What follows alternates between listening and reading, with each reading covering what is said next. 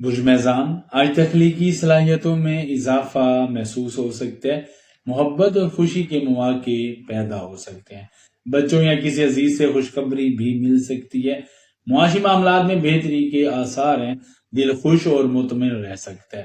دوستوں کے ساتھ خوشگوار لمحے ملتے نظر آتے ہیں، آج مثبت توانائی آپ کے ساتھ رہے گی۔ برج اکرم، آج گھر اور خاندان کے معاملات اہم رہ سکتے ہیں، گھر میں کسی تبدیلی یا منصوبے پر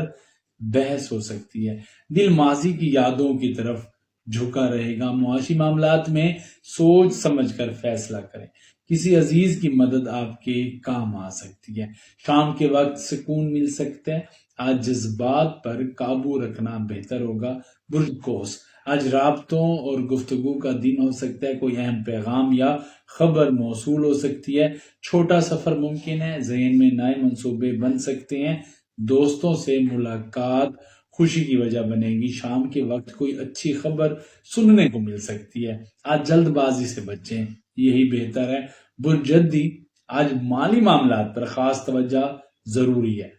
کوئی نیا ذریعہ آمدن سامنے آ سکتا ہے، خاندان کے کسی فرد کے ساتھ اہم بات ہو سکتی ہے، دل میں مستقبل کے بارے میں سوچ بڑھ سکتی ہے، شام کے وقت سکون میسر رہے گا، کسی پرانی چیز سے فائدہ مل سکتا ہے، آج احتیاط اور حکمت عملی اختیار کریں لازم ہے۔ برج دلو، آج چاند کی توانائی آپ کے برج کو متحرک کر سکتی ہے، خود اعتمادی میں اضافہ محسوس ہوگا، کوئی اہم فیصلہ کرنے کا وقت آ سکتا ہے،